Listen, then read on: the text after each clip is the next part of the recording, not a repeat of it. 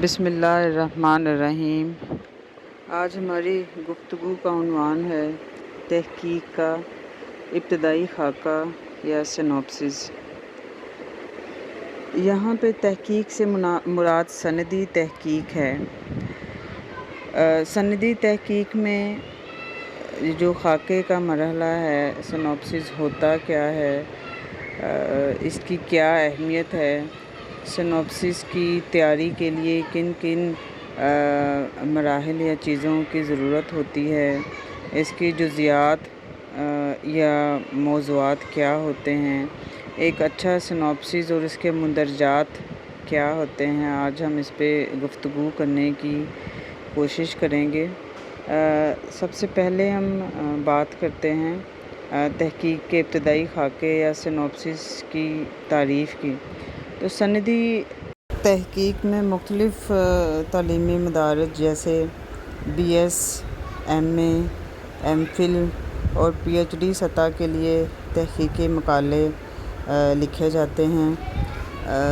تحقیقی مقالے لکھنا یا تحقیق کی سب سے اولین منزل تو موضوع کا انتخاب ہوتا ہے۔ موضوع کے انتخاب کے بعد جو اگلا مرحلہ ہوتا ہے وہ سینوپسس یا ابتدائی خاکے کی تیاری ہے۔ اور یہ ویڈیو خاص طور پر ایم فل اور پی ایچ ڈی اسکالرز اور ادبیات میں جو لوگ تحقیقی مقالے لکھ رہے ہیں ان کے لیے معاون اور مددگار ہوگی۔ تو خاکہ کے لیے انگریزی میں سینوپسس ریسرچ پرپوزل یا آؤٹ لائن کے الفاظ استعمال کیے جاتے ہیں۔ اردو میں اسے تحقیق کا ابتدائی خاکہ ہی کہا جاتا ہے۔ تو خاکہ بنیادی طور پر ایک تحقیق کو ایک اس کا نقشہ یا ایک لائحہ عمل اس کو ہم کہہ سکتے ہیں۔ جس طرح کسی عمارت کی تعمیر سے پہلے ایک نقشہ بنایا جاتا ہے، اسی طرح تحقیق سے پہلے ایک ابتدائی خاکہ بنایا جاتا ہے تاکہ ایک روڈ میپ تیار ہو جائے، ایک تحقیق کے لیے ایک لائحہ عمل طالب علم یا اسکالر کو مل جائے۔ دوسرے، سینوپسس عموماً موضوع منظور ہونے سے پہلے بنایا جاتا ہے۔ تو سینوپسس اس طرح کا بنایا جاتا ہے کہ وہ آپ کے عنوان تحقیق کی یا موضوع تحقیق کی مکمل وکالت کر رہا ہو۔ تو ابتدائی خاکے میں موضوع کا تعارف، جواز تحقیق، مقاصد تحقیق، ریسرچ کویسچن یا تحقیقی سوال، فرضیہ، تحقیق کا طریقہ کار، ریویو آف لٹریچر یا سابقہ کام کا جائزہ، لمیٹیشن، فہرست ابواب، تفصیل ابواب اور محاکمہ محاصل اور کتابیات، یہ تمام چیزیں درج کی جاتی ہیں۔ اور اس کے بعد ہی اگر اس کو بہتر طریقے سے بنایا جائے گا تب ہی آپ اسکالر کا موضوع جو ہے وہ مطالعاتی بورڈ یا بورڈ آف اسٹڈیز سے منظور ہو پاتا ہے۔ تو ایک سینوپسس کو ویل ڈیفائنڈ اور خوبصورت اور منظم ہونا چاہیے۔ اب ہم آتے ہیں خاکہ تحقیق کے عناصر کی جانب۔ تو سب سے پہلا صفحہ جو سینوپسس میں ہوتا ہے اسے ٹائٹل پیج یا صفحہ عنوان کہا جاتا ہے۔ اس صفحہ پر عنوان تحقیق، درجہ تحقیق، جامعہ یا ادارہ کا مونوگرام، خاکہ نگار کا نام، رول نمبر، رجسٹریشن نمبر، مجوزہ نگران مقالہ، شعبہ کا نام اور تعلیمی سیشن وغیرہ درج کیے جاتے ہیں۔ دوسرا صفحہ عموماً فہرست عنوانات کا ہوتا ہے جس میں فہرست عنوانات اور آگے ان کے صفحہ نمبر دیے جاتے ہیں۔ اگلا صفحہ موضوع کے تعارف پر مشتمل ہوتا ہے۔ اس ہیڈنگ کی ذیل میں اپنے موضوع تحقیق کو مختصر مگر جامع انداز میں اس کا تعارف کرایا جاتا ہے۔ یہ حصہ اگر ہم اس کی طوالت دیکھیں تو 1 سے 1.5 صفحے پر مشتمل ہونا چاہیے۔ زیادہ صفحات پہ مشتمل ہونا کوئی اچھی بات نہیں ہے۔ اس حصے میں اپنے موضوع کا ایک جامع اور مختصر سا تعارف کرانے کی کوشش کی جائے، جس میں موضوع کے تعارف کے ساتھ ساتھ اس موضوع کی اہمیت بھی نظر آ رہی ہو۔ موضوع کے تعارف کے بعد اگلا اس میں ہیڈنگ جو ہے وہ جواز تحقیق کی دی جاتی ہے۔ جواز تحقیق کی ذیل میں اسکالر کو بتانا ہے کہ اس موضوع پر تحقیق کرنے کا جواز کیا ہے۔ اس میں عموماً اس طرح کی چیزیں لکھی جاتی ہیں کہ اس طرح سے کام نہیں ہوا اس موضوع پر۔ 1-2 مقالات کے جواز تحقیق یہاں میں آپ کے ساتھ اسکرین پہ شیئر کر رہی ہوں، جنہیں آپ پڑھ سکتے ہیں، جن میں عموماً اسی طرح کی عبارت لکھی جاتی ہے کہ اب تک اس پہلو پہ کام نہیں ہوا، اس لیے میں اس پہ کام کرنا چاہتا ہوں یا چاہتی ہوں۔ تو یہ 2-3 جواز تحقیق میں اسکرین پہ ڈسپلے بھی کر دیتی ہوں، وہاں سے آپ اس کو نمونے کے طور پر پڑھ بھی سکتے ہیں۔ جواز تحقیق کے بعد مقاصد تحقیق کی باری آتی ہے۔ مقاصد تحقیق یعنی ریسرچ آبجیکٹیوز میں اپنی تحقیق کے مقاصد بیان کیے جاتے ہیں، اور یہ پیراگراف کی بجائے نمبروں کی صورت لکھے جائیں تو زیادہ بہتر ہے۔ مقاصد کی تعداد 4-5 ہو تو بہتر ہے، زیادہ لمبی فہرست دینا مناسب نہیں۔ اتنے کی ہمیں مقاصد بنانے چاہیے جن کو اچیو کیا جا سکے، جن کو پورا کیا جا سکے اپنی تحقیق کے دوران۔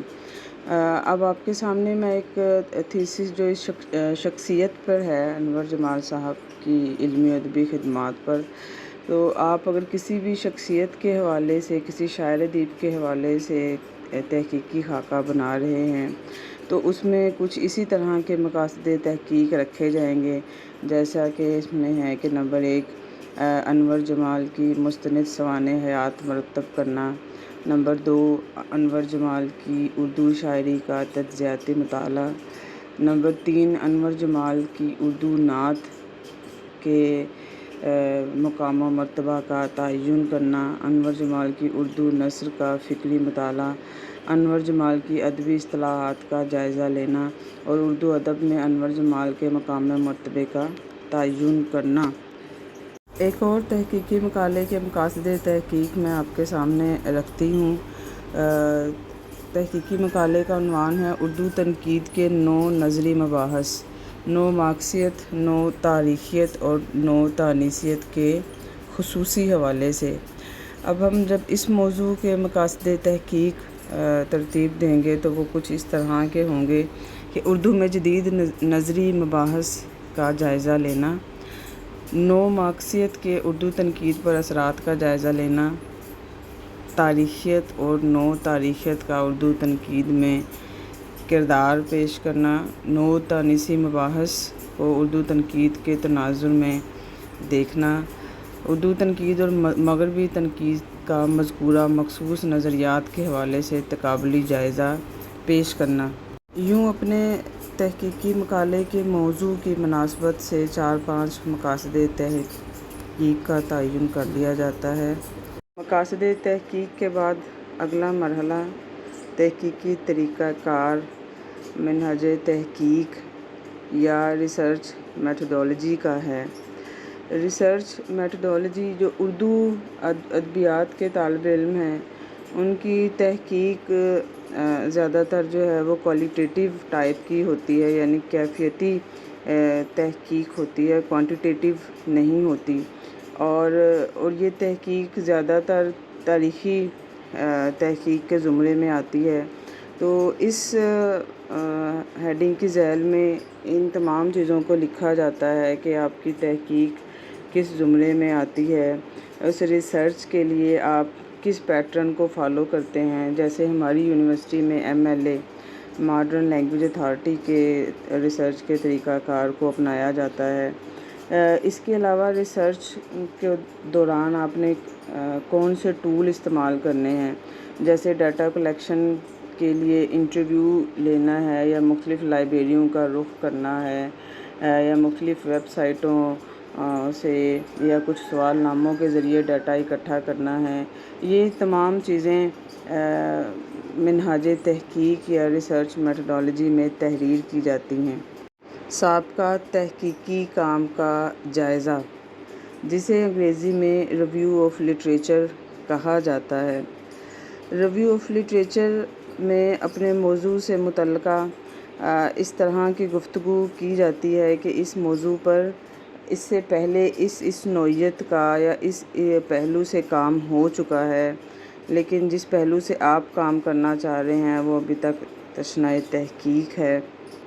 ریویو آف لٹریچر میں آپ کے موضوع سے متعلقہ جتنے بھی سابقہ سندی تحقیقی مقالات ہو چکے ہیں ان کی فہرست دی جاتی ہے.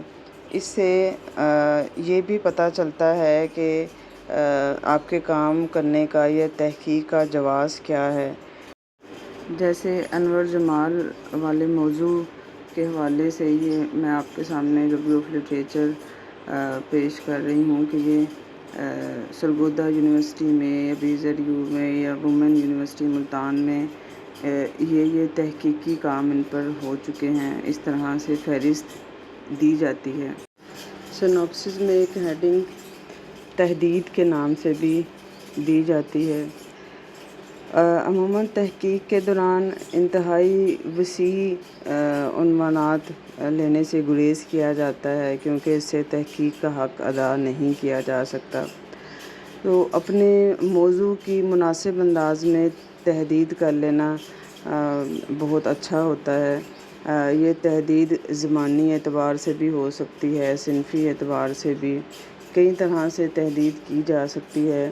تو موضوع اس قدر ہی لینا چاہیے، تحقیق کا موضوع جس پر اس دیے گئے وقت میں آسانی سے تحقیق مکمل کی جا سکے. تو موضوع سے متعلقہ جو بھی تحدید ہے وہ اس حصہ میں لکھ دی جاتی ہے. جیسے کہ اگر آپ کسی شخصیت پہ کام کر رہے ہیں اور اس کی شاعری پہ پہلے کام ہو چکا اور آپ نثر پہ زیادہ فوکس کر رہے ہیں تو وہ یہاں پہ بتا دینا مناسب ہوتا ہے. یا اگر آپ اردو شاعری یا جدید اردو شاعری پر کوئی تحقیقی مقالہ لکھنا چاہ رہے ہیں تو اس میں اس حصے میں ہم 5-6 شاعروں کو منتخب کر سکتے ہیں. اپنے موضوع کی حد بندی جو بھی آپ نے کی ہے وہ ہم نے تحدید کے ذیل میں لکھنا ہوتا ہے. فرضیہ تحقیق یا ہائپوتھیسس بھی تحقیقی خاکے کا ایک حصہ ہے. پہل یہ ہائپوتھیسس سائنسز کی ریسرچ سے زیادہ متعلقہ ہے اور یہ سائنس کے طالب علم تو ضرور ہائپوتھیسس دیتے ہیں اور اسی کو تحقیق کی بنیاد بناتے ہیں. لیکن اب آرٹس اور سوشل سائنسز کے اسٹوڈنٹس کے لیے بھی یہ کئی یونیورسٹیوں میں لازم ہے کہ وہ اپنے سنوپسس میں ہائپوتھیسس بھی درج کریں. تو فرضیہ تحقیق یا ہائپوتھیسس جو ہے وہ کسی بھی مسئلے کے بارے میں محقق کی ابتدائی رائے ہے یا ایک اندازہ ہے یا ایک دانشورانہ قیاس ہے جسے موضوع کے انتخاب کے بعد وقتی طور پر اختیار کیا جاتا ہے.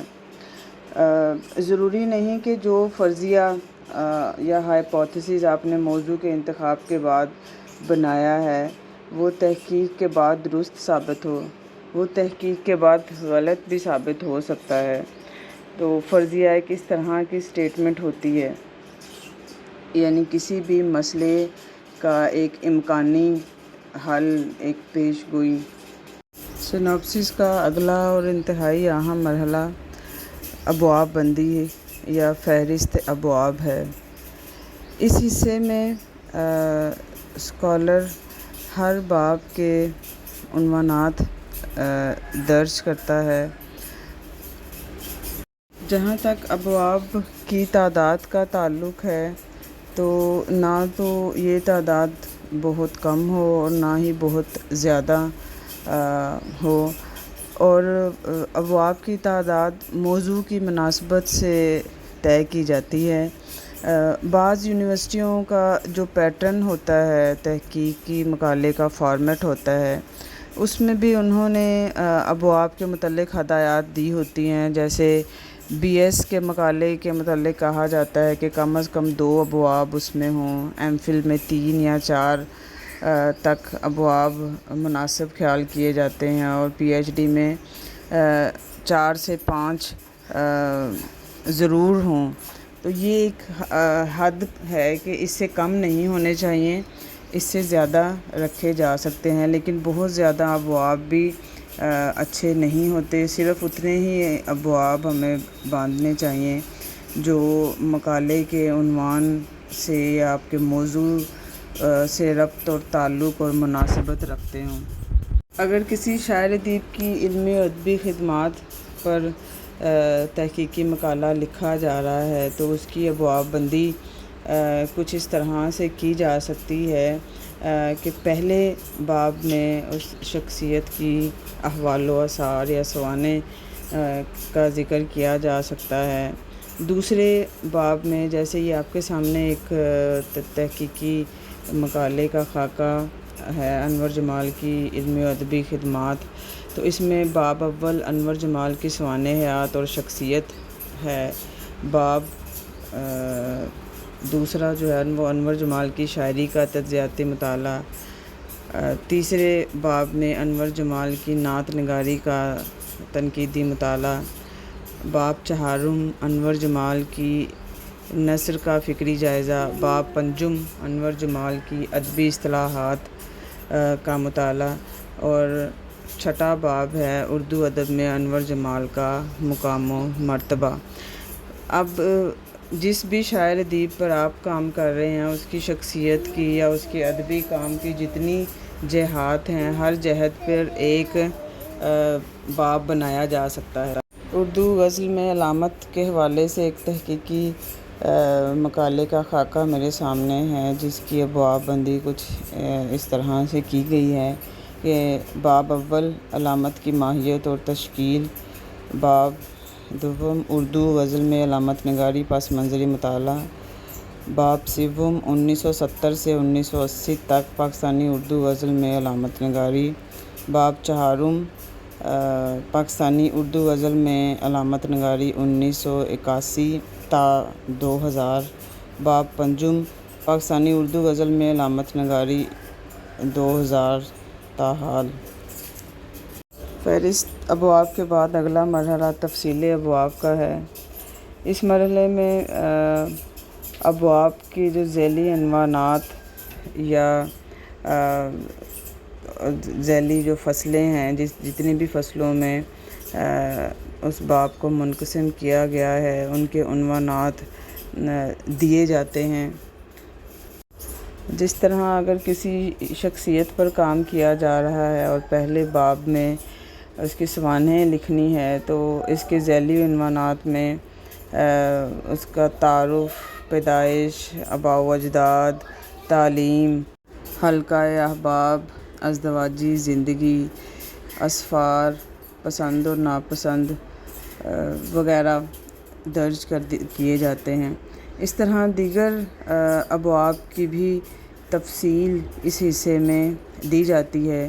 آپ کے سامنے میں کچھ تحقیقی مقالات کی تفصیلی ابواب کے اسکرین شاٹس شیئر کر رہی ہوں، جس سے آپ کو اپنے مقالے کے تفصیلی ابواب بنانے میں معاونت ملے گی۔ تفصیلی ابواب کا اختتام محاصل یا محاکمہ پر ہوتا ہے، اور محاصل میں اس تحقیقی مقالے کا مجموعی جائزہ، تحقیقی نتائج اور سفارشات، یہ تینوں چیزیں شامل کی جاتی ہیں۔ تفصیل ابواب کے بعد اگلا مرحلہ کتابیات کے اندراج کا ہے۔ کتابیات کے 2 بڑے حصے ہوتے ہیں۔ بنیادی ماخذ یا پرائمری سورسز اور ثانوی ماخذ یا سیکنڈری سورسز۔ تو سب سے پہلے بنیادی ماخذ درج کیے جاتے ہیں۔ بنیادی ماخذ میں وہ تمام کتب درج کی جاتی ہیں جو براہ راست ان مصنفین کی کتب ہوتی ہیں جن پہ آپ تحقیقی مقالہ لکھ رہے ہیں۔ اور ثانوی یا سیکنڈری سورس سے مراد وہ تمام کتب، رسائل و جرائد، ویب سائٹس یا دیگر چیزیں ہیں جن سے آپ تحقیق کے دوران استفادہ کرنا چاہتے ہیں۔ ابتدائی اور ثانوی دونوں ماخذ الف بائی ترتیب سے درج کیے جاتے ہیں، اور ہر یونیورسٹی کا ایک اپنا پیٹرن ہوتا ہے یہ درج کرنے کا۔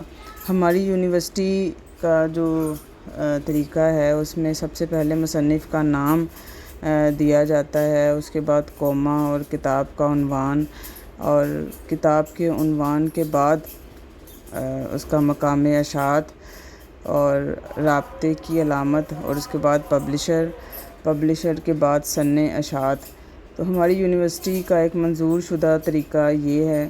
تو اس کے مطابق الف بائی ترتیب سے جتنی بھی کتابیں آپ نے لکھی ہیں ان کی فہرست دے دی جاتی ہے۔ سیمپل کے طور پر 2 تحقیقی مقالات کے ابتدائی خاکے آپ کے ساتھ شیئر کیے جا رہے ہیں۔